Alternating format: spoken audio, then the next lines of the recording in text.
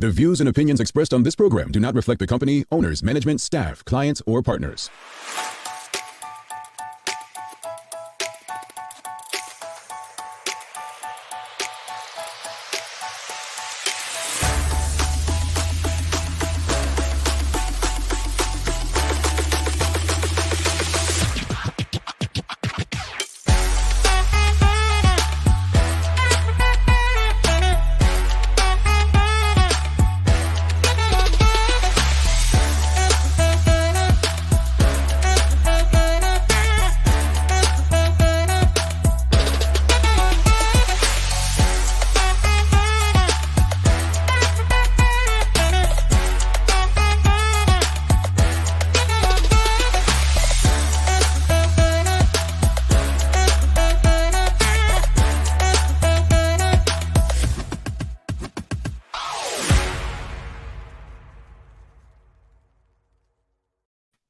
It's Wednesday, the second day of November 2022. Welcome to the Daily Hour brought to you by Medical House One Communications and Lindos. I'm Jamal Hartman. She sent your dorm, and Maya Palacio will be with us in a bit to bring you the latest in her news break brought to you by People's Pharmacy. Sencha, how you doing? Good morning. I'm feeling a little sluggish today, you know. A little what? Sluggish. Sluggish. Yeah. Feeling a little tired. Maybe it's the weather. I don't know. I mean, as the days go by, we do get older. Some older than others. You know what? Should I tell them what you told me this weekend? Well, I tell you a lot, so don't do it. Don't do it. Tell them. He told me that I operate like I have a battery pack in my pocket. Yeah.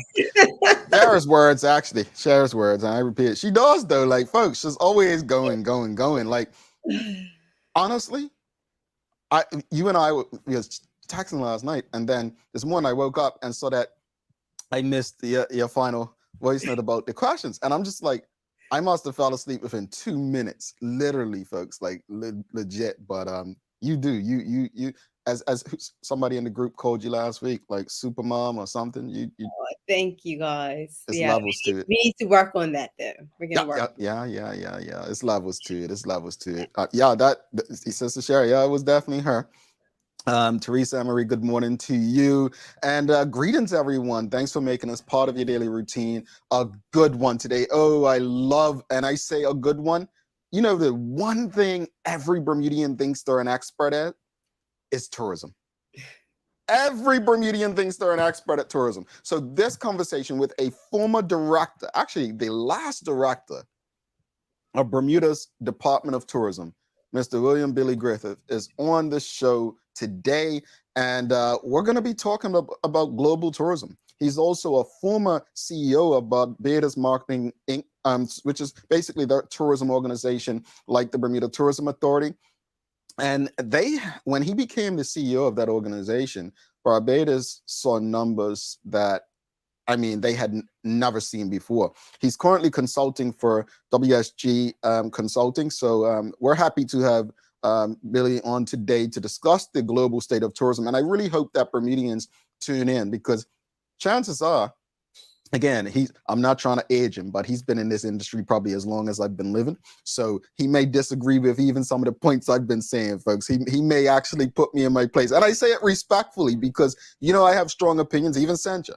But I'm very interested to hear from him today. So just want to also say thank you to everyone. We do have a new member alert. So we're going to give a thank you to Pamela Wade for joining the TDH YouTube channel. We appreciate you, Nana Pam. Thank you. And folks, if you haven't already, please go on our website and fill out the survey. Your information that you provide helps us help you. So go on there, and also you can be like Nicole Walker, unless you want her to win again this year. We're giving away 2 prizes this year. Well, you're eligible to win a prize if you participate in filling out the survey on our website. It's the first thing on our website. Fill out that survey for a chance to be eligible to win a prize this holiday season. Again, your information is helpful. And folks, if you watch this show, we don't send emails like crazy. You probably get one every couple months if there's something big happening. 2, We don't sell your data. We don't care about your data that much. It comes in one and goes out the other, right back to you, if anything.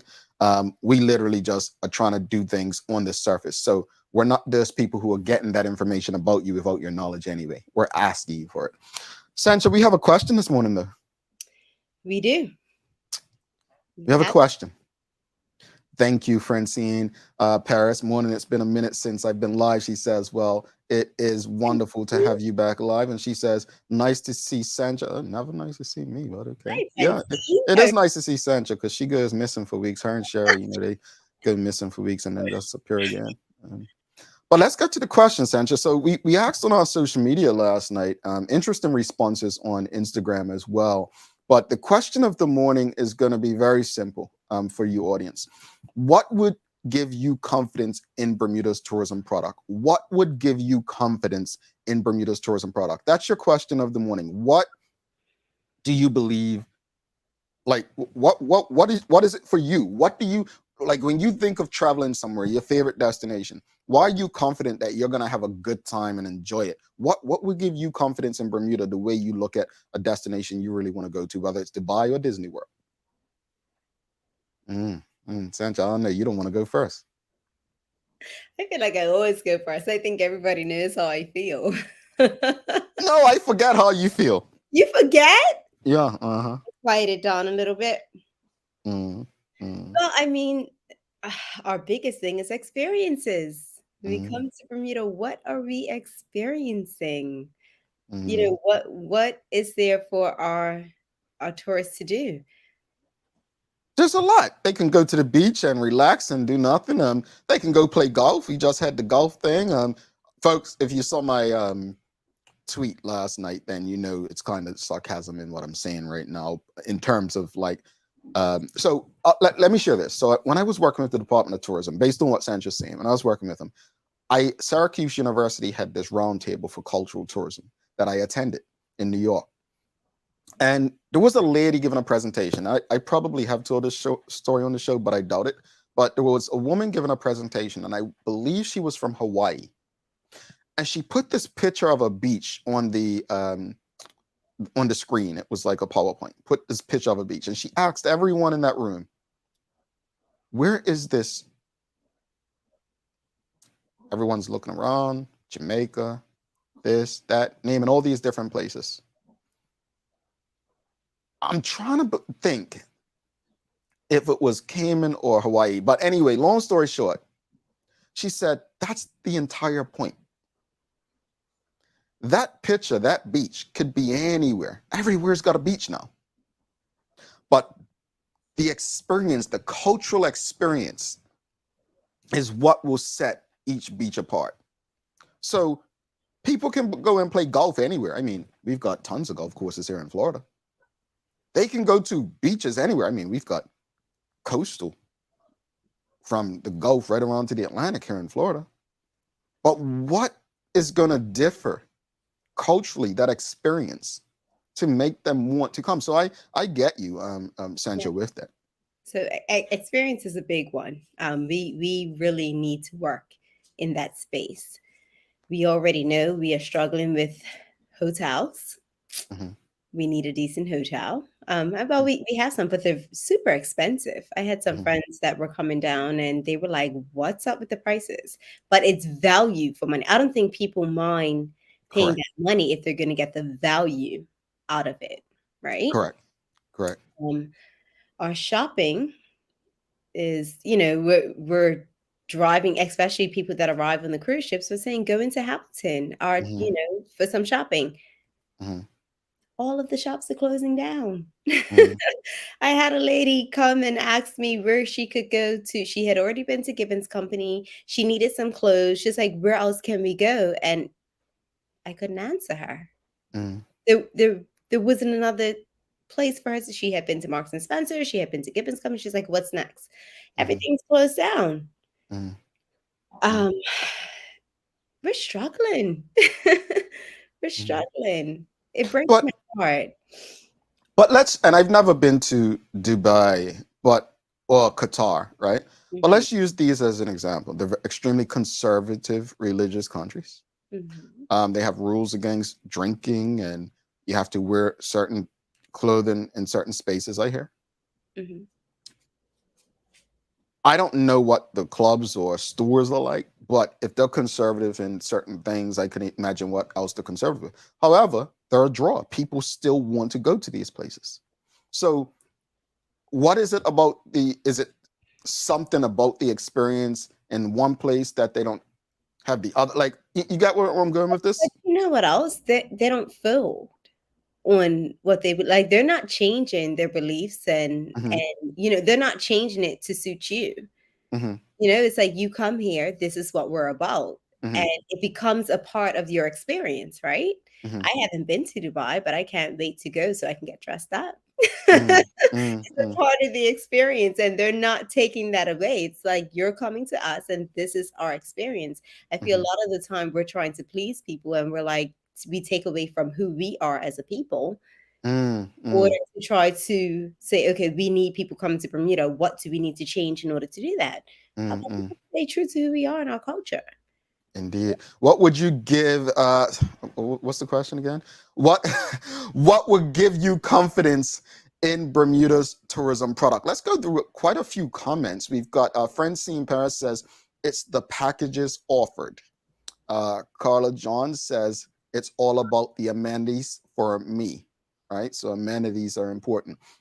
A member of our YouTube channel, Sean D. Shields, he says, confidence is a byproduct of customer satisfaction and receiving services that exceeds one's expectations. I'm traveling trotty for you, Sandra.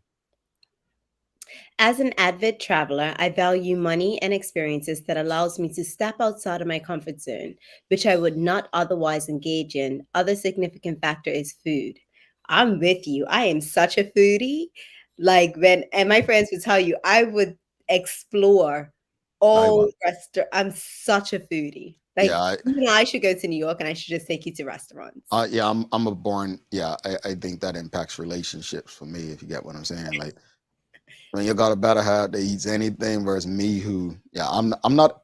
I'm a boring person when it comes to that. Francine Paris says international commercials we don't see on big platform to reach people outside the Bermuda. Well, I don't think that's necessary. So depending on where you are, so I'm in Florida, right? If I'm watching CNN in Florida, I may not see the same commercials as CNN in New York. So if you're in Bermuda and you're watching CNN, you may see a commercial for Bahamas, but you may not, during that commercial break for where you see Bahamas, it could be showing a commercial for Bermuda. So it's so much goes into that. I only know this because, well, working in TV, but also working in the tourism space. So just keep that in mind. But let's say this, we will market.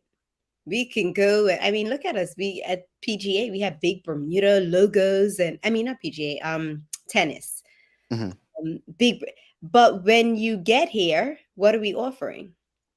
Like a beach? What do you hit? Beaches, golf. What is wrong with you? Because, I feel like we need the ambassadors of yesteryear to kind of come in and show us, what hotels used to be like. There was this one bartender I remember up at Southampton Princess, right, in the Jasmine Lounge, and he was older. But every time I could go up to Jasmine Lounge on my own, and he just offered this experience of a conversation. I remember him telling me stuff about Bermuda and the hotel that I never knew about, history. So you think, and for me, I don't remember bartenders when I go to places. I don't care. But when people are coming to Bermuda, that may be something that they really enjoy to tell their friends. Oh, ask for red and behind the bar. Like, truth be told, and so for me, I actually remove myself when a question like this is asked, and I think of the actual guest, right? I think of what a guest looking for in Bermuda, and that becomes more of a challenge. I'll tell you why it becomes more of a challenge, because guests to Bermuda would expect the same experience that they would get in maybe an Antigua Barbuda, which, congratulations to them, just had the first transatlantic flight from the continent of Africa to the Caribbean. So big up to Antigua Barbuda. That was from Ghana to Antigua Barbuda. First ever. I think Barbados might be doing something with Ghana too soon, but that's big. That's big, especially when Bermuda, well, just got British Airways back to daily flights coming starting next spring. Let's go. We got a lot of comments though, Sandra. Let's go back to the comments.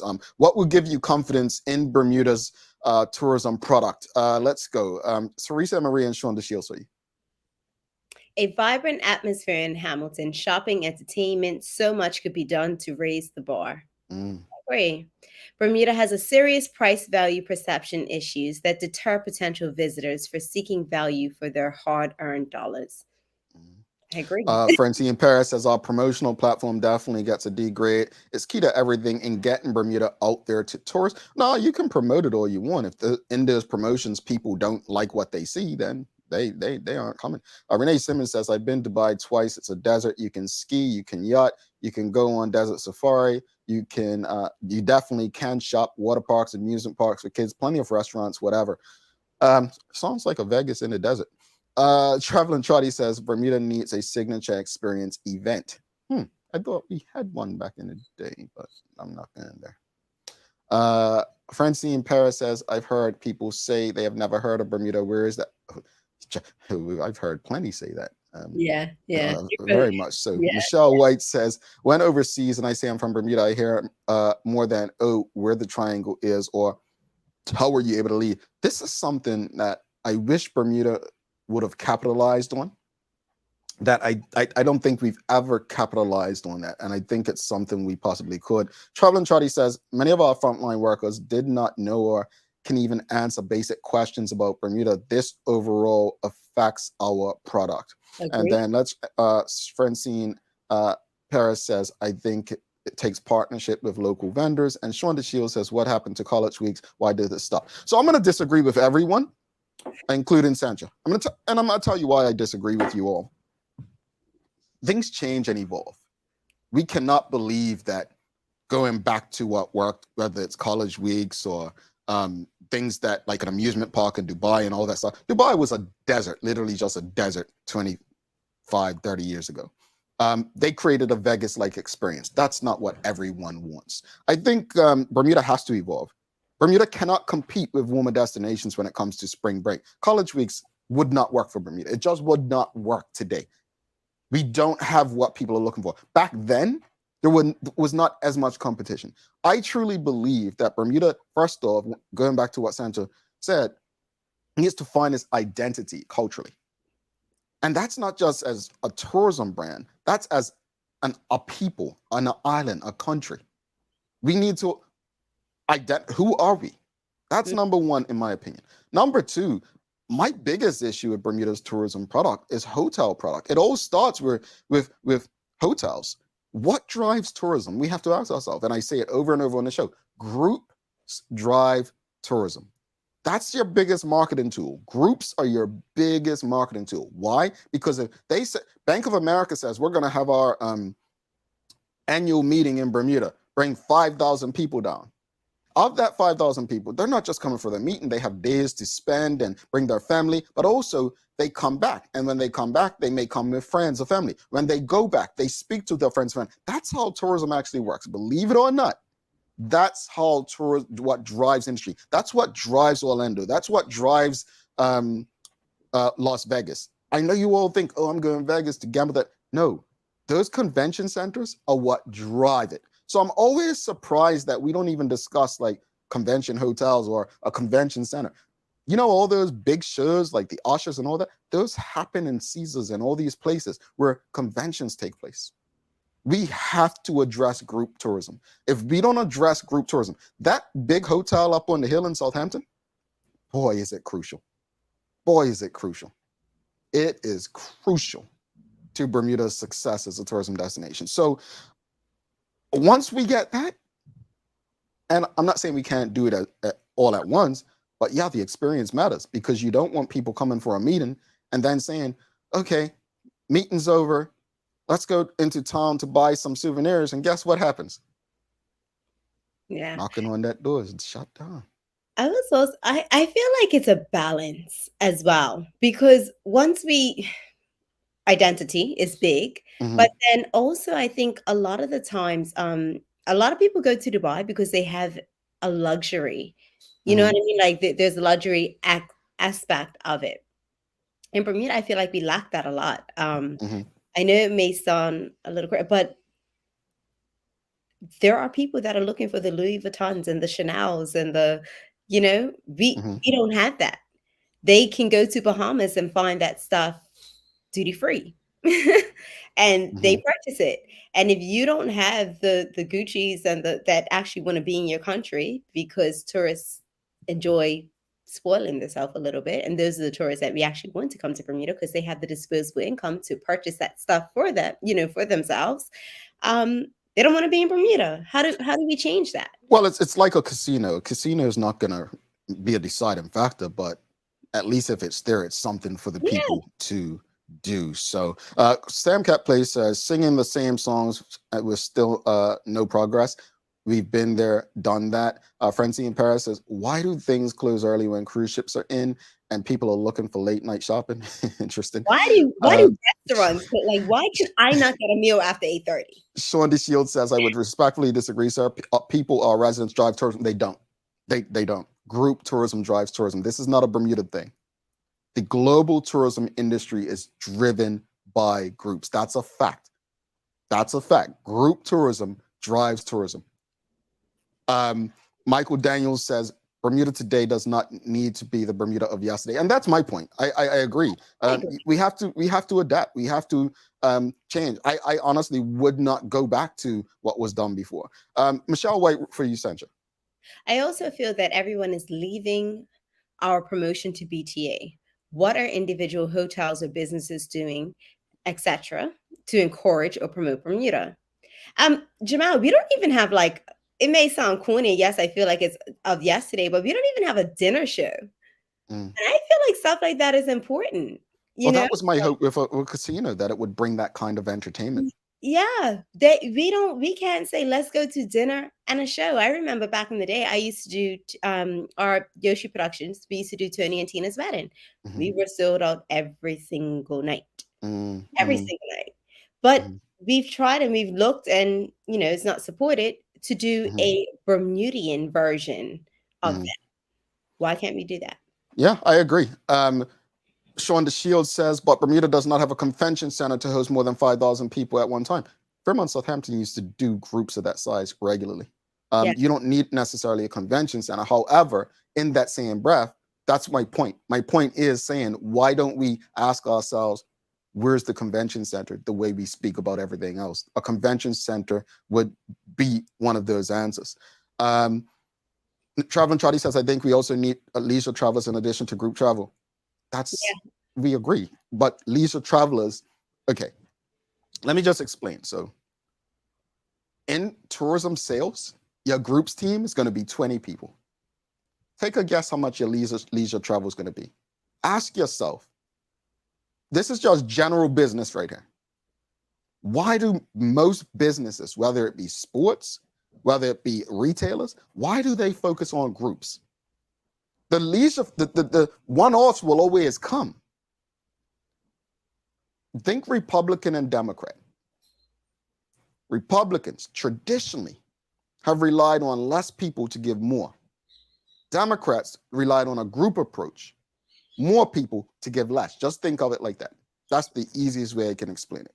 I think that maybe for us, I understand what Traveling Trotty is saying. I think maybe it's a group approach with a leisure product.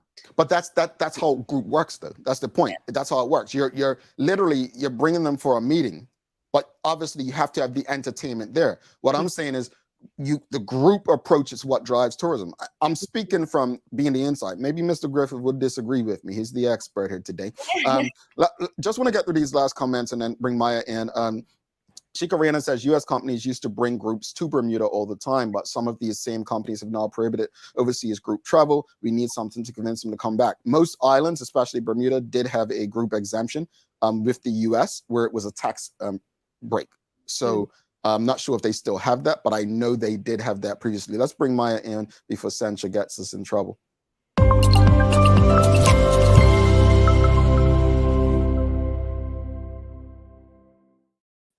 Good morning, everyone. This is Daily Hour Newsbreak brought to you by People's Pharmacy. Hi, Maya. You see Sancha just going on and on, and Hello, hi, Maya. yeah. Give us a Hello, hello. hi. Well, in fairness, she didn't just say like hello, hi right away today. She actually let us run, so I wasn't looking I at the clock. did. Yeah, Like me, I feel like Maya's feeling a bit like me, like today. yeah. See the How false smile right now. do you do you do you have any contribution to the discussion, Maya, or you want to go straight to your news? Oh, I could just say some experiences. I mean, I've had some like one thing that I think is definitely needed whenever I think about traveling is can I get there on my own? Like can I get around the place on my own? In Bermuda, when it comes to transportation, I feel so sorry when I see tourists like waiting at bus stops. We don't have apps that show when things are coming. Like it's kind of hard to get around the island. So You mean you don't that's my offer thing. people a ride on your bike on the back? No. Oh, okay. But even with the Twizzies, because I had a friend come down once in the summer and I was like, oh, we could rent a Twizzy. I've never done it, was so excited to do it. But I how much a princess? And then I asked the person there, I was like, because I saw some and I was like, can we rent a Twizzy, please? And he was just like, yeah, all those have been rented like for the month. I'm like, for who? And people who work in business around there were renting Mhm. Twizzies instead of using their cars. So there was none for tourists. So that's Had a bad Twizzy experience. It oh You died. didn't duck out, did you? No, it died. I had to sit there waiting for, and then I had to look for a place to charge it. It was just like I don't have time. Oh, I guess. What you got in the news for us, Maya? Well, in the news today, the Bermuda Police Service did confirm yesterday that the death of 32-year-old Fasil Bayer and extend sincere condolences to his family and friends. The lifeless body of Mr. Bayer was found in Blue Hole Park, as you mentioned yesterday, found shortly after 11 a.m. on Monday. They say foul play is not suspected. However, an autopsy is anticipated. So sad. So sad. Shining love to his family. Yes. Yeah. But in some happier news, 47-year-old Jose Ramos has been found safe and well at the Pembroke residence. So the Bermuda Police Service thanks the community for their assistance in that. Good news. They're good news, especially just having the situation prior. So glad he was found safe. Oh, what else you got for us? Well, the city of Hamilton is currently inviting submissions for new food concessions in the city. If you may have missed that, the initial lease for the granted facilities will be 1 year from January 1st to December of December 31st of 2023. The rent for the food concessions facility is $800 per quarter, and they're accepting digital proposals. Can I just say, I'm sorry, Sancha, City of Hamilton doing the job. Like, and I'm not even taking a dig at the BTA. I'm seriously saying, like, they are single-handedly, in my opinion, doing what needs to be done to create the experiences that we're talking about. No? Yep. Yeah. I'm gonna stop because then I'm gonna get told them. Yeah, go ahead. Yeah, man. I'm sorry. A little more back. On that, Sancha? Pardon? You don't want to say anything on that, Sancha? We already know. Okay. I mean, they put someone that was very capable in that space, and she is doing an amazing job. Yeah, shout out to Jessica and the team. I'm gonna call names. Yeah, girls. There's a little bit more with that, but you can obviously find out more by going to the City of Hamilton. But they did say that you couldn't submit for a certain type of food court that's in the vicinity of other types. So they wanted obviously to be diverse and not have things that are the same, very close together. But that's just something. Did you the rent? Pardon? Yeah.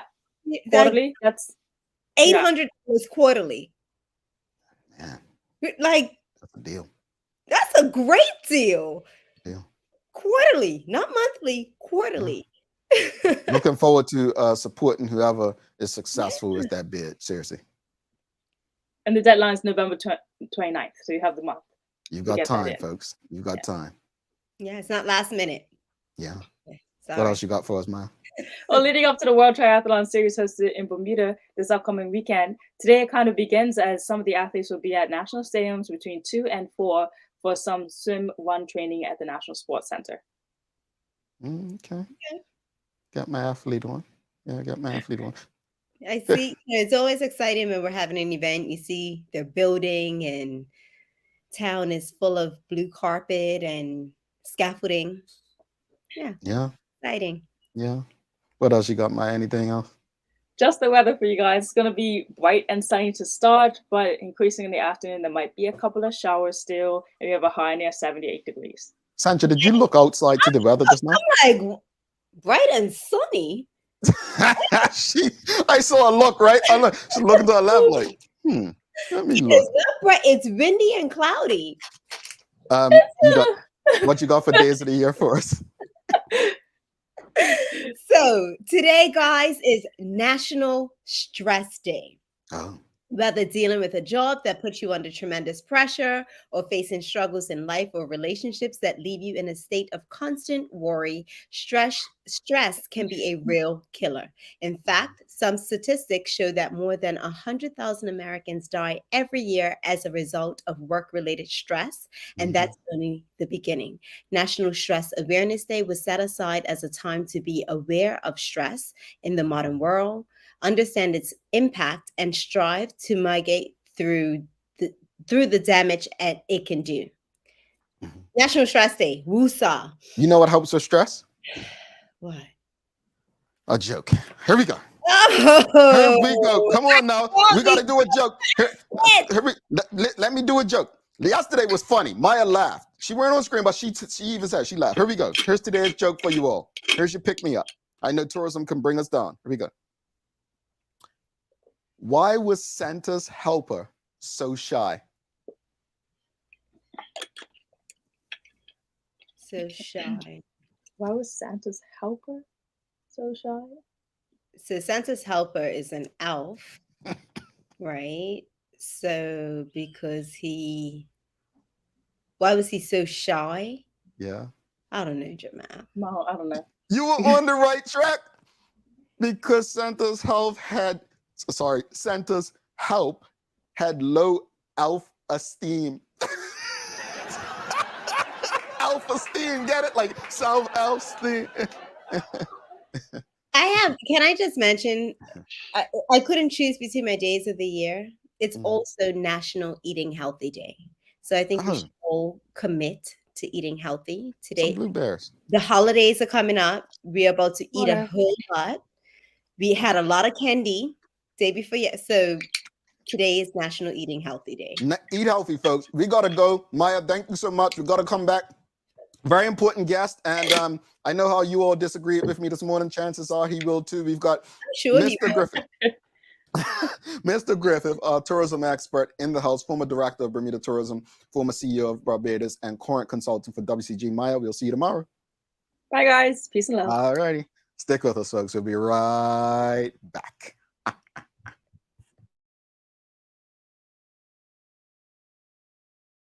Let's face it, life can be a little wild, but shopping doesn't have to be.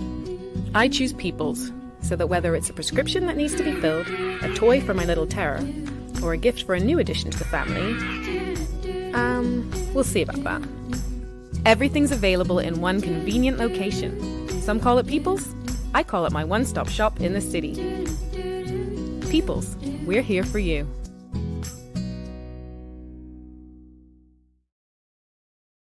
Welcome to the new bulk store, Lindo's Next Level. Wake up in the morning with enough coffee to keep you running throughout the entire day. Your pet at home deserves the best. Stock up on dog food to keep your puppy happy. Need a quick, tasty lunch at home? Your chicken nuggets will be jumping right out of the freezer. What's a movie night without popcorn? You can never have too much. Lindo's Next Level. Why go anyplace else? Mom's celebrating her 70th birthday next month. Have you noticed her age is catching up with her? Yeah. Plus, she's having a hard time getting up and around like she's used to. I would sure hate to see her fall. At Medical House Limited, we can help make life situations easier. We have electric beds, motorized scooters, bath stools, walkers, you name it. Mom's been real good to us. We'll get her birthday and Christmas gifts from Medical House.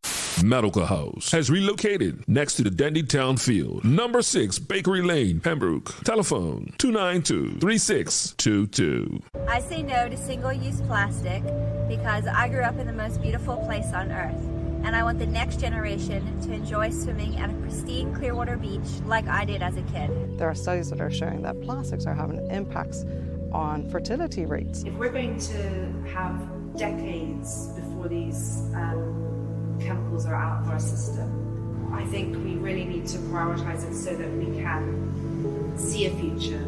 Ocean health and human health are intimately interconnected, and if the ocean is healthy, we're healthy. We've looked at over 250 fish in 12 different species, and 40% of them had plastic in their gut. Well, in the past, single-use plastic was a convenience to us. It's not a convenience anymore. It's hurting our island, hurting our ocean, and we need to stop. A little change makes a big difference. SST, SUP, say no to single-use plastics.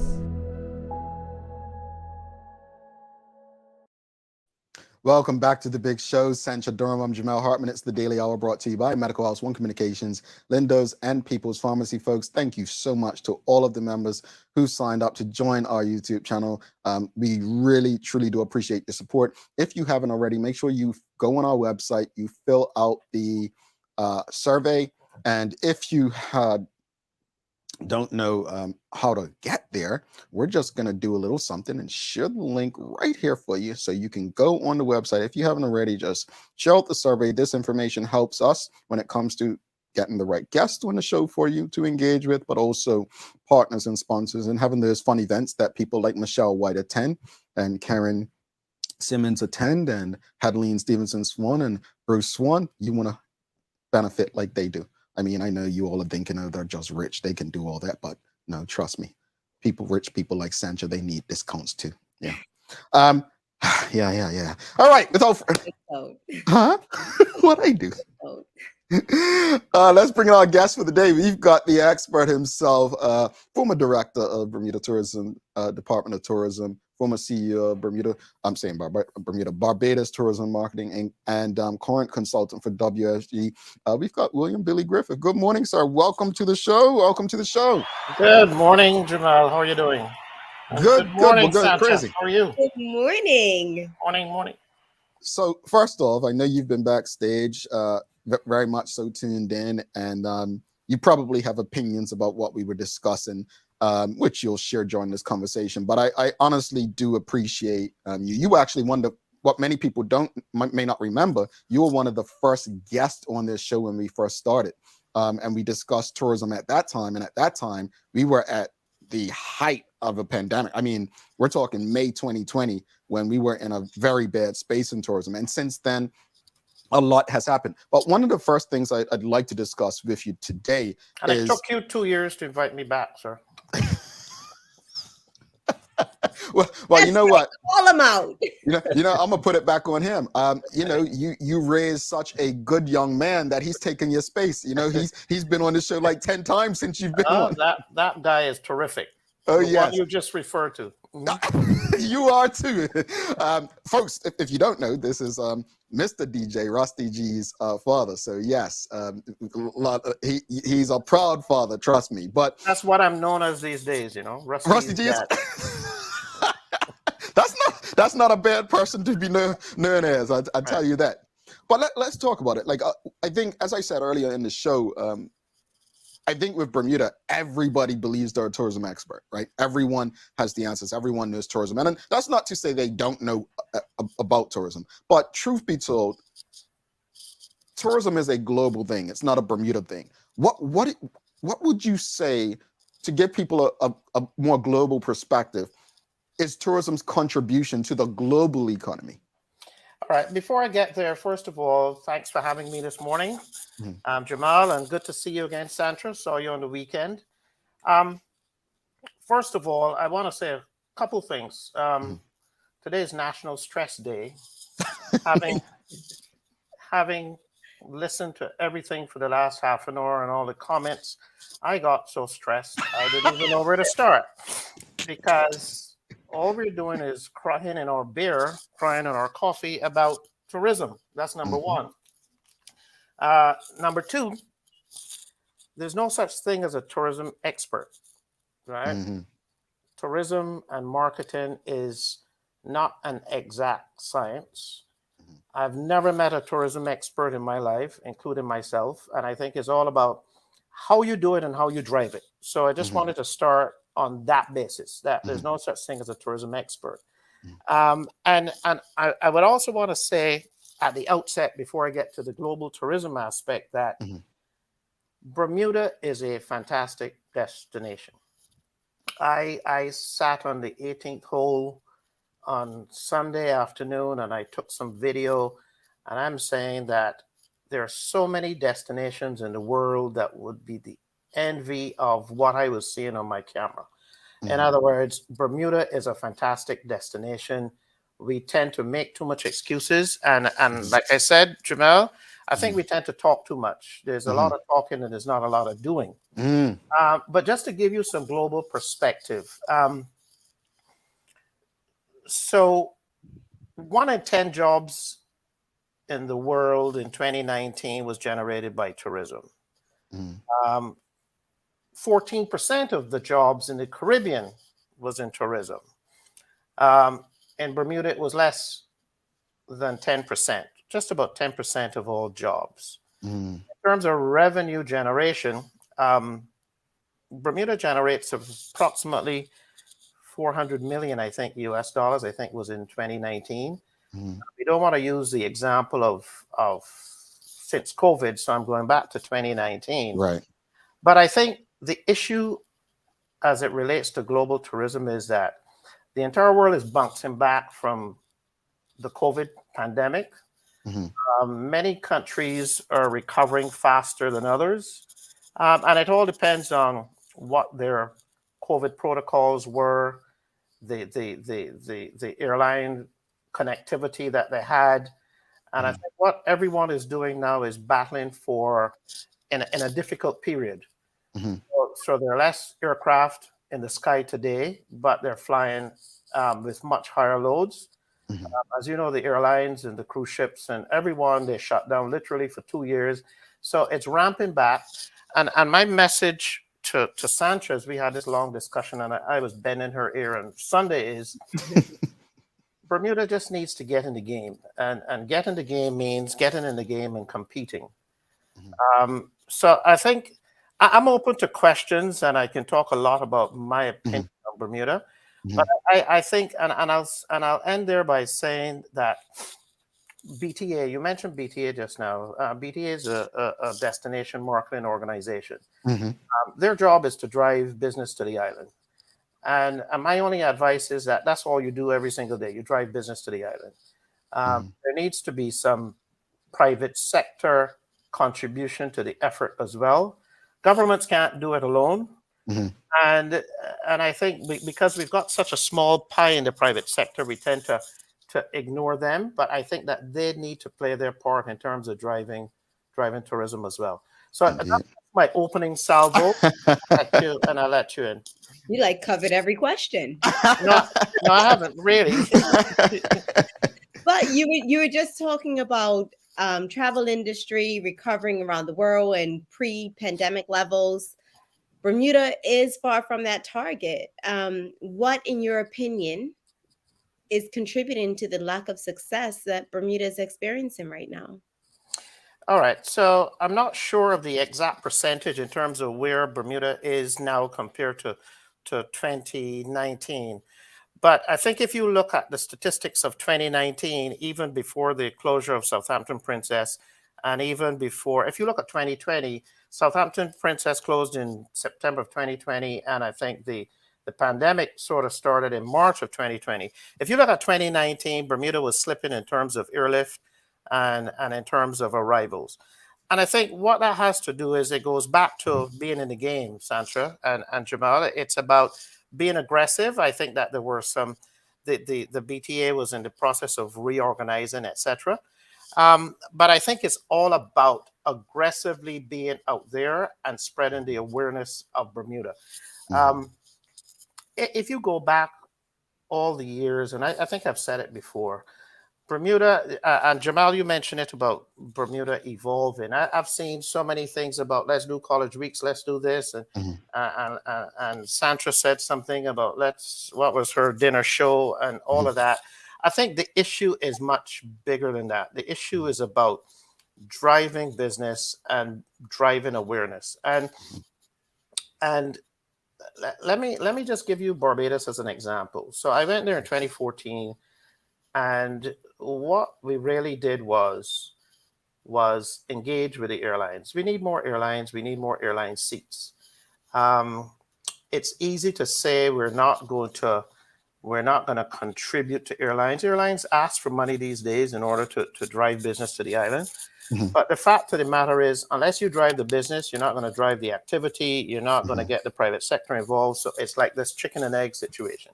And I think step number one. So if you ask me how did I do it in 2014 and 2019 to actually have the highest arrivals on record in Barbados today, it was that we ended up engaging with British Airways. We were running something like between British Airways, Virgin, and Thomas Cook 27 or 30 white bodies a week. We engage in Germany with Lufthansa and Condor, but mind you, Bermuda is very different. And then we also started the Copa direct flights from Panama twice a week as well. And we also ended up doing a lot of cruise and stay in terms of the cruises. In Bermuda's case, I think it's just about driving business to the island. And also in the case of Southampton Princess, I've heard talk about, okay, Southampton Princess is closed. We cannot sit here and decide that we're not going to do anything because Southampton Princess is closed. I think that there's still scope for driving business to the island. And unless you generate that activity, you're not going to generate any interest in the private sector. So I hear you saying driving business to the island, which I agree. But what do you think about the product, Bermuda's product? Is it a sellable product once they get here? We've drove this business to the island. What about the product that we have to offer? Sandra, I think so. You know what? I think we make too much. I've got news for you. Every single Caribbean island that I'm aware of, and I currently sit as chair on the Caribbean Tourism Organization Allied Group, the non-governmental group, and there are 24 countries. And believe you me, they're all saying the same thing. Product. It's not about sea, it's not about sand, it's about this, it's about the experiences and so on. But at the end of the day, driving the business is how you generate the activity, right? In cricket analogy is stick to the wicket and the runs will come. Do you know that, Jamal? Yes. Right. Stick with the wicket. And seriously, if we don't generate the activity, we're not going to get the product. We're not going to get the private sector involved. They're not going to. You're not going to have a dinner show if you don't have enough people to come to the dinner show, right? So what do you do first? What do you do first is you aggressively market the country. And there's a difference between branding. The Bermuda brand, in my opinion, is not necessarily broken. It's been tweaked several times. The brand is not broken. It's about awareness, right? And people mention it many, many times. Where do we allocate our dollars? Do we allocate tourism dollars trying to create product for people who are not necessarily coming in the numbers that you think? Or do you allocate your dollars in driving business? Let's get out there and drive business. Have you heard me say that like many times? But it goes back to what I was saying earlier about group business. I know regarding you just shared what you did when you took over in Barbados. How important was group business to achieving that? Because again, you said, more flights and, more seats. How important was the group aspect? I disagree with you early this morning on all inclusives, and I'll disagree in a sense on groups because it depends on the destination. Group business is more important to big city center destinations, etc. When you look at islands like ours, group business is a driver, but is not necessarily the all important thing. You mentioned all inclusives earlier as well, right? And we were talking about what drove business in Barbados, and I told you that, hey, it was all me, but it really wasn't me. It was fairly easy. Well, first of all, Barbados is a 365-day a year destination. So it's got the weather, it's got the vibe. You get the people center, and then you get the vibe. the vibe doesn't happen without the people. You can't have a sterile vibe. There's no such thing. But Sandals opened in 2015, 3 months after I arrived there. And what Sandals does as a brand, as a hotel company, is what they do is that they drive airline business. So, and they also spend more money than even destinations do. So Barbados had the advantage of, let's say, whatever the BTMI budget was at the time, they were spending twice as much. So you actually can get hotel brands that supplement what the government is doing. In Bermuda, what is happening now is that everything is dependent on the government, on the BTA, and that needs to shift somewhat. There needs to be someone who is sharing the load in terms of how they work to get business on the island. I'm not aware of many hotels who are doing significant advertising overseas. I think Fairmont is one, but when you look at it, they're not major brands. We need to evolve and we need to be different. And I think in terms of the customer, we have to go over what the customer wants. And I keep saying all inclusive. I'm not an advocate of all inclusive, but I would just say to you that Marriott is the largest hotel company in the world at the moment. They bought Starwood. They have something like 50 something brands, and they're now creating an all inclusive brand called Autograph, which is going to be all over the Caribbean, right? Bermuda could do with a Marriott Autograph here, right on Elbow Beach. I mean, I can see it right now, but I'm just throwing these things out to say that it's not about trying to say, well, what we used to have or what we didn't have. I think we just need to get out and compete and get in the game, because everybody is competing, and that's what's happening since COVID. Since COVID, everybody is competing. Everybody is competing for less seats, less cruise ship berths, less everything, and we just need to be in the game. And the game of tourism is not played in Bermuda, and it's not played on this show. It's played out in the marketplace. Well, I think I think you make a great point, but it brings this to this question from Sean DeShields. He's asking, what are your thoughts about removing the government and politicians from managing Bermuda's tourism product? And I think this is an important question based on what you just said, because, I don't know what it was like in Barbados, but I think people have challenges with believing that politics gets in the way of progress. What are your thoughts on that? Simple thing. It all depends on the mindset of the government of the day. I always say, and there are many iterations of the BTA or destination marketing organizations in the Caribbean. There are many iterations of it. My simple thing is that if the government funds you 100%, you're delusional in believing that there's no political involvement. It all depends on how much confidence the government has in that entity's ability to deliver the business. If things start to go south, business tends to decrease, then you will find more government involvement because everybody thinks they have the answer and the idea as to how we're going to fix it. But I think for us to think that there's no government involvement, as long as the funding, if we don't create independent funding, we will always have government involvement. Bahamas is an example where the private sector created something called a promotional board, where there was private sector funding going into creating their own campaigns and having package programs with their hotels. So there are opportunities for the private sector to create their own funding and do their own thing to supplement and to augment. Barbados is now going through a process where they're trying to convert the BTMI tourism as a PPP, private-public partnership. The issue with that is that if tourism does not generate revenue or does not have revenue streams, then the private sector doesn't want to invest in something that doesn't generate revenue or doesn't generate profits. So I think it's about commercializing a little bit in terms of what we do with tourism. Alrighty. got quite a few questions from the audience here.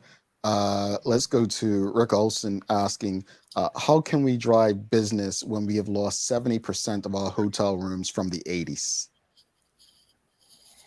Well, the hotels is only, they're still 65 to 70% full, so there's still room to improve. But I agree with Rick. And I've long said to governments in Bermuda that maybe Bermuda needs to take charge of its destiny. Its destiny in terms of developing hotel rooms. If the Elbow Beach owners haven't done anything in 30 years, if we're waiting on the Southampton Princess, and I think I told Sancho on the weekend, if we built an airport, why can't we build a hotel? If we built an airport facility. In other words, there are many, many examples in the Caribbean where governments had to take charge of their destiny by developing hotels in joint ventures with major companies and then selling off the asset. The simply, and I agree with Rick, there's not enough economy of scale currently in Bermuda in terms of hotel rooms. And how do you do that? Right now, we're waiting on Fairmont. And even if we get Fairmont back, we're only back to 2019 and we were still 50% down. So there is a significant way to go in terms of development in hotels.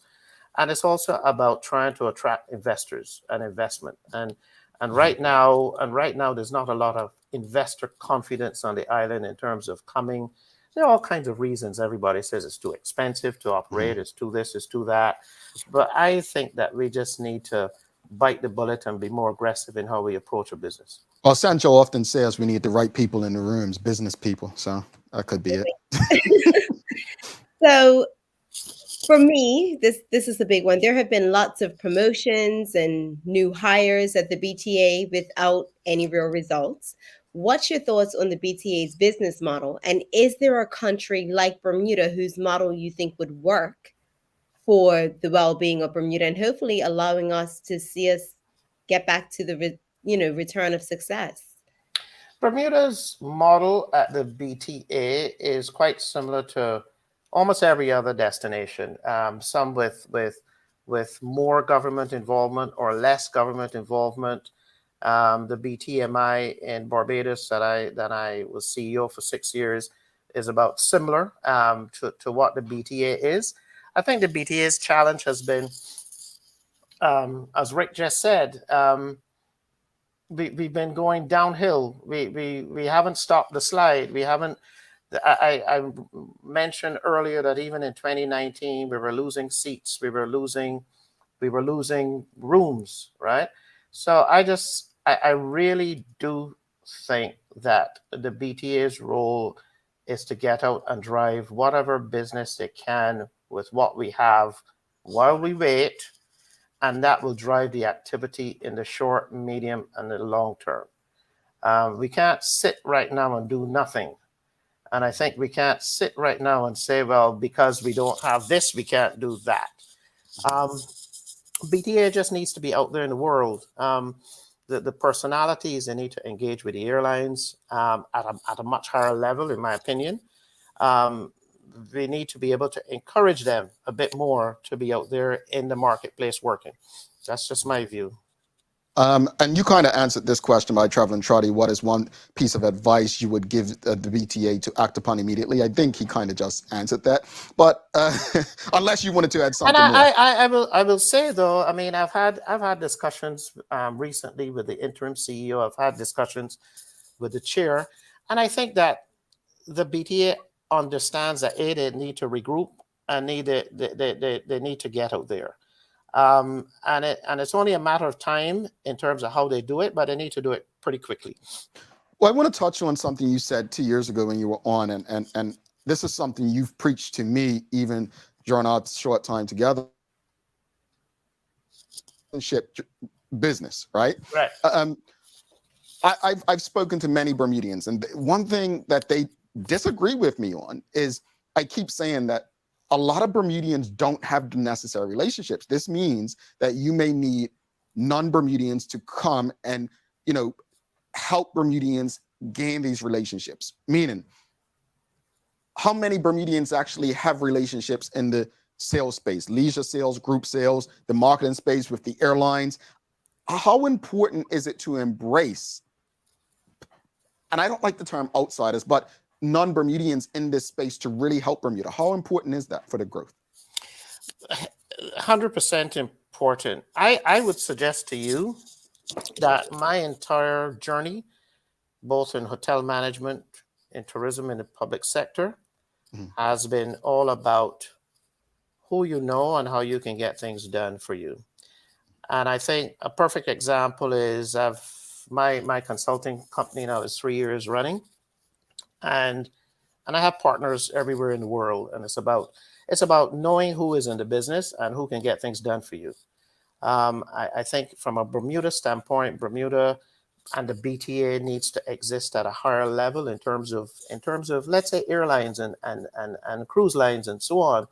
We need to be more assertive in terms of the people that we have the relationships with, and we need to work the room, and that's an extremely important thing. And that's something that I do every single day, and it works. I can call on any journalist, any reporter, any airline executive, any cruise ship.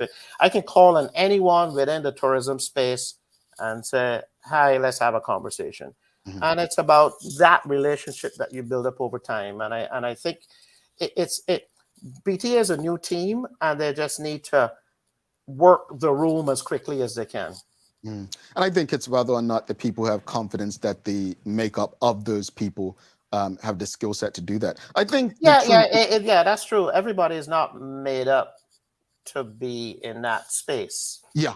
Right. And I think, truthfully, as I said, it's like marketing people. Marketing people say that everyone believes they can do their job better. I think with tourism, everyone, Bermudians have a vested interest, right? Because their lives depend on the success of tourism. So I understand the concern. Slightly disagree that it's just about getting people there, because I've been to places, and I'll use St. Lucia during the pandemic, flying there, and they had a rule that if you were not vaccinated, you couldn't leave the property. At least that's what we were told. And so we got to do it. And there were people who couldn't leave the property. It was a Sandals property, and they thought it was the most boring island. And I'm like, well, you haven't been able to do anything, right? And I liken it to Bermuda. If, just to use Sancho's example of the shows that they used to do, I'm not a believer in going back. I'm going to be honest with you. I'm not a believer in bringing college weeks back or go back. I'm a believer in what can we do differently from what other places are doing? What can we capitalize on based on what we have? And what can we do to enhance what already exists? But I'm just not, I just don't understand, as a Bermudian who actually sold Bermuda, I don't understand what Sancho's always saying. And maybe you can answer this. And I'm surprised she didn't ask it today. I don't understand who we're targeting. And like for Bermuda, I don't get it. And hopefully you can help me understand, who are we targeting, as a destination, and what do we have to give those people that we're targeting? Well, guess what? Before we get to the target, let's talk St. Lucia for a second. And guess what? Even though you had to stay in the room and so on, and you had all the quarantine restrictions, St. Lucia was rocking long time before, and we claimed that the RTA was preventing people from coming. So I will say to you that every island had its varying degrees of quarantine controls, etc. And everyone was saying, well, people are not coming here because of the TA. I may suggest to you that it may have had a small part, but not the most important part as to why our business was slipping, number one, and is not increasing in the way it should, number two. Marketing. I did say to you it wasn't an exact science. So nowadays, all of the marketing geniuses, they do algorithms and they do influencers, and they try to pinpoint targets and all of that sort of thing. Who we target is, you have to target the people that have the propensity to book a Bermuda vacation. And that's not been the easiest thing to do in terms of trying to find those people. I think the Northeast Coast is still the hotbed for business. But guess what? If you interviewed every single visitor that comes to the island from New York or Boston or wherever, and you ask them, well, where else have you been? But guess what? They've been to Barbados and St. Lucia and St. Vincent and St. Kitts as well. So we don't have that exclusive enclave any longer for this so-called target person, right? We have to fight for that person. And it goes to what Sandra is saying. You bring the people, you bring the vibe. You need to increase the room. So it's a bigger picture than just saying, well, we need to create that event in Hamilton this afternoon. It's all about creating more rooms, creating more seats, and creating more visitors to the island. And we have to concentrate on those three macro things, in my opinion. And it's not impossible. The reason is we've been there before. So why the heck can't we be there again, is my question, right? What have we lost? We mentioned IB.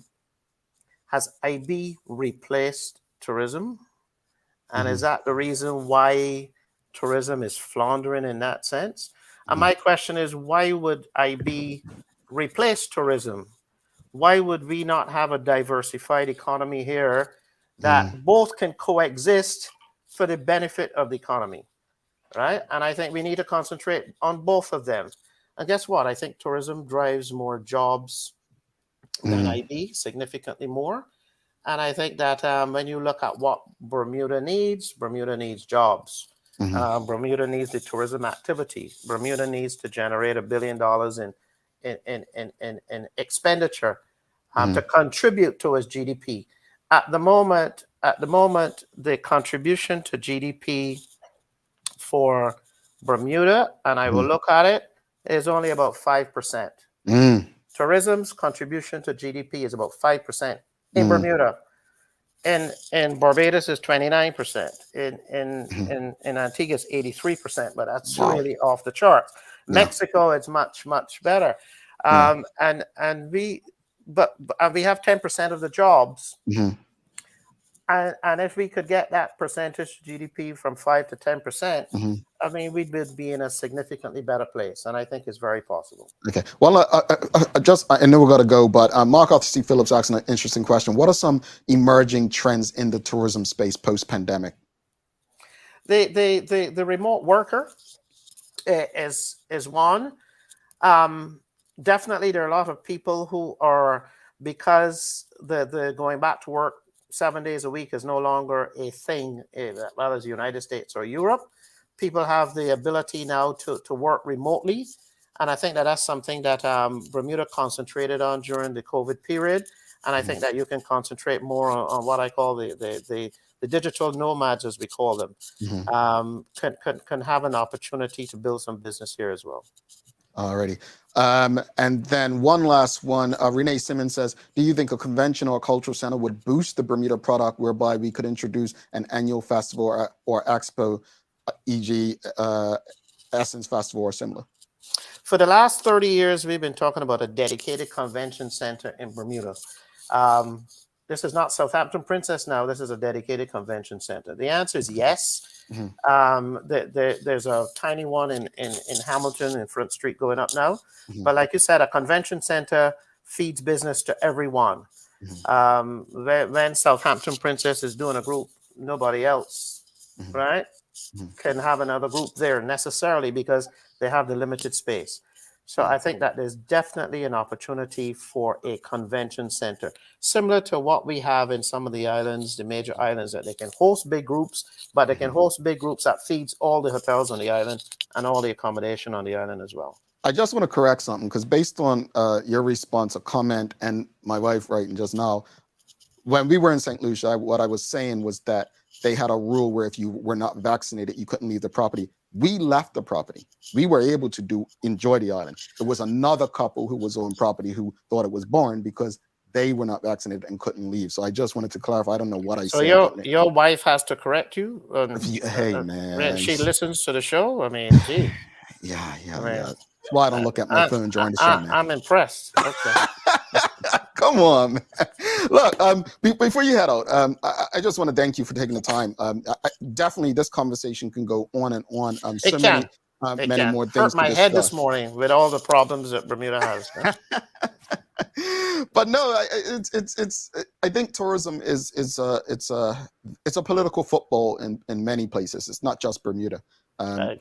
You know, myself actually, you know, doing this in the U.S., I understand it a bit differently than just being in Bermuda, working for Bermuda, and I'm growing to see it differently as well. So I hope we won't have to wait another 2 years to have you back. I think, you know, there are things happening, and I'm glad you used sandals as an example.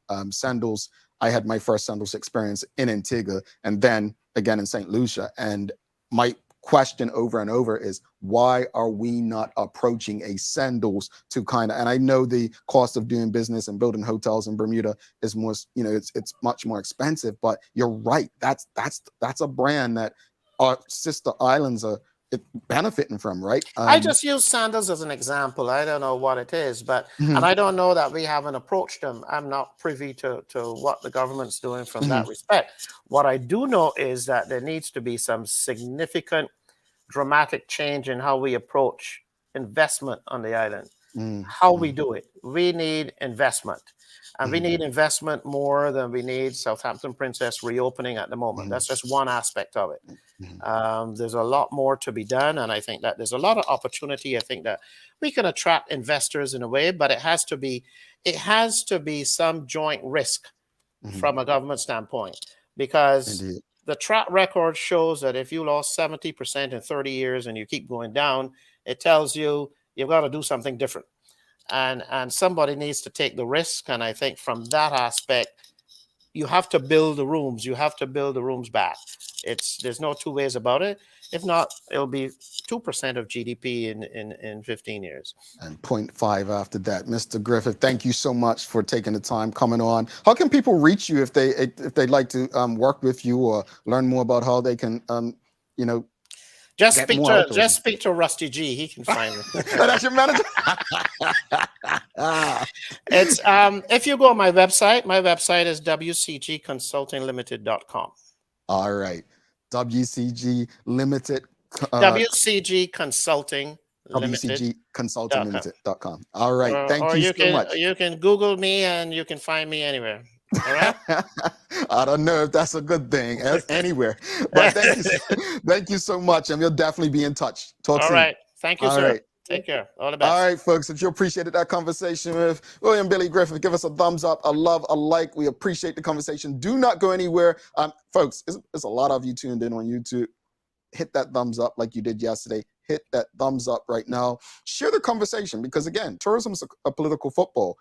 If we had more time, we would go back and forth a bit longer. Trust me. There's a lot more to discuss on it, and we look forward to having them back soon. But don't go anywhere. It's essential time. A lot happens around your home. That is why at One Communications, we have introduced affordable security and video monitoring, because everyone should be able to afford to protect their family. Anytime, from anywhere, One Home Security keeps you connected and puts security in your hands with an easy-to-use smartphone app to control everything. Home security is important to keep you and your family safe. Motion-activated cameras around your home and security monitoring within create a complete security system providing protection both inside and outside your home. Professional monitoring means that there's someone on call with 24/7 protection to notify the authorities and help keep you and your loved ones safe. We are dedicated to whole home protection with indoor and outdoor cameras, smart door locks, motion sensors, and more, so you'll always be connected to what matters most. With professional installation, no upfront hardware fees, and low monthly rates, because keeping your family safe should be affordable for everyone. Total home video monitoring and security, there's no better way to protect your home than with One Home Security.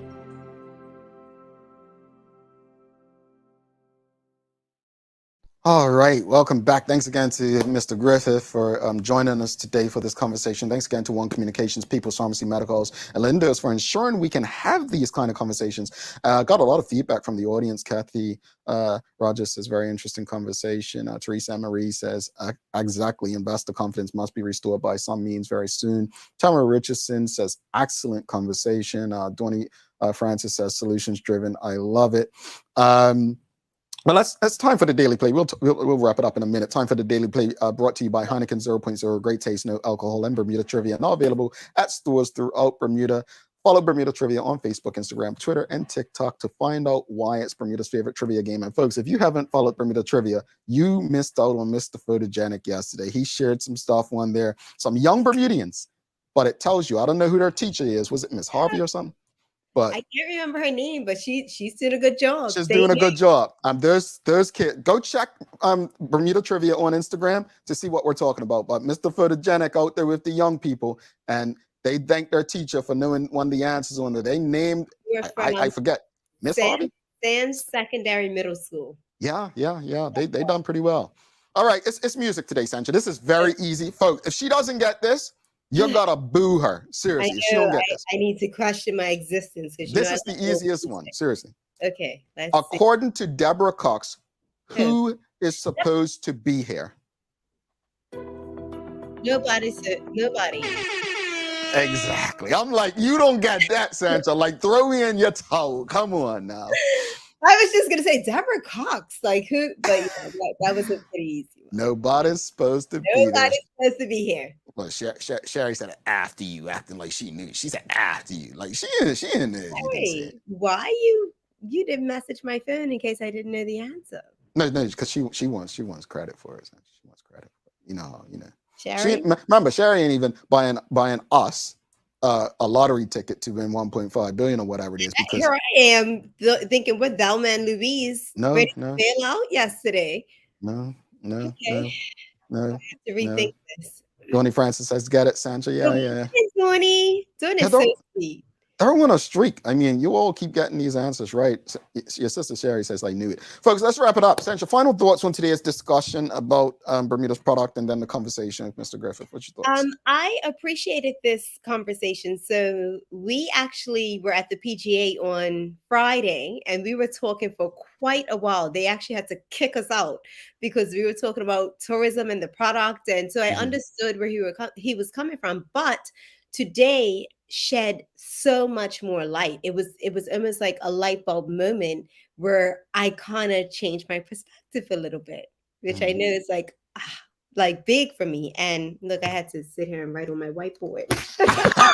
We do have whiteboards, folks. All of my notes, because he was saying so much, and I was like, yes. And the biggest thing that I'm hearing is investment, right?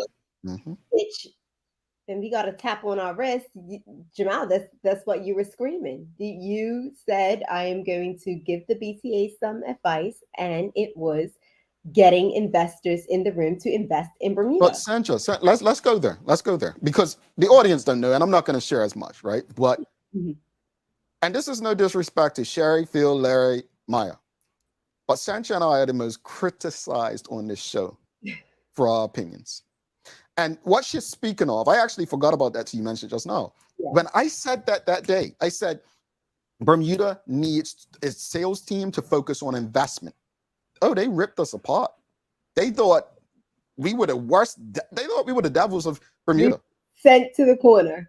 Yeah, but I'm glad he said it. Go ahead. Sorry, Sancha, I'm sorry. You was wrapping it up. And you know what has changed? I keep saying we need experiences. But he made an amazing point. We need to get in the room, do the work, bring people to Bermuda to create the vibe so that we create the experiences. But this goes back to you saying you had some events recently and they were all Bermudians there.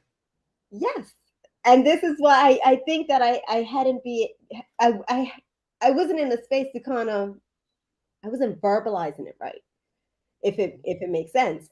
Whereas, yes, we need to get people to Bermuda, and then we focus on these events because we create a vibe, and it comes naturally, right? It's almost organic because you have people here, and then we have to create spaces for them. But also what I like, and I say this all the time, folks, disagreement is not hate.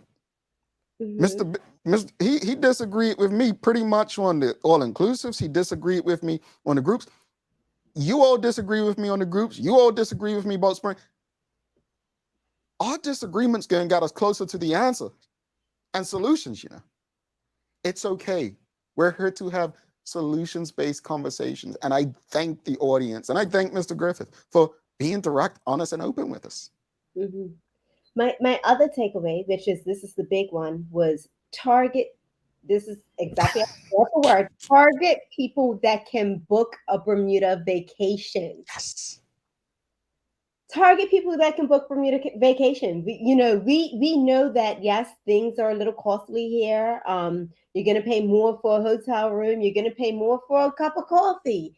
Let's target the people that can afford these things. They know what a Bermuda vacation is. They're not here and coming here and they're shocked. So here's the example. You don't have a pink sale where people are paying 50% off and one night free for a hotel. And when they get there, they're thinking, oh, this is a cheap vacation. And then they can't afford to eat while they're here. That's a perfect example, folks. All right. So, sorry, no. Go ahead. No, I was just gonna say, I echo every last thing Sancha said. I didn't take as many notes this morning because I was really just, I don't want to say, but I had so many things on my tongue that I wanted to say. Yeah. So I echo Sancha for what she said. I appreciate Mr. Griffith. And what I will say is that bringing tourism to a place of success for our economy is going to take every last Bermudian. Even if you don't work in that space, private sector is needed to make it happen. It really is. Sanchi, you've got some daily inspiration before we head out? The last thing that he said, that was like, yes, bring the people, bring the vibe. I think that this should be like the tagline right now, what they should be working towards. Bring the people, bring the vibe. Indeed. But my takeaways. Challenges are gifts that force us to search for a new center of gravity. Don't fight them, just find a new way to stand. And that's by Oprah Winfrey. I love that. Folks, share this conversation. Share it. It's important. Our tourism product depends on every last one of us. Like he said, we can't rely on the government or the BTA to do it for us. It's on us. I say it all the time, that our success depends on our actions. Thanks again to our partners, Medical House, One Communications, Lindos, and People's Pharmacy for ensuring that we're able to do this with you on a daily basis. As always, we appreciate you, we love you, and we thank you for making us part of your daily routine. If all goes well, we'll be back to do this again with you tomorrow. She's Sancha Durham. I'm Jamel Hartman. My friends, please do make it a great and a safe day. We are out. Peace.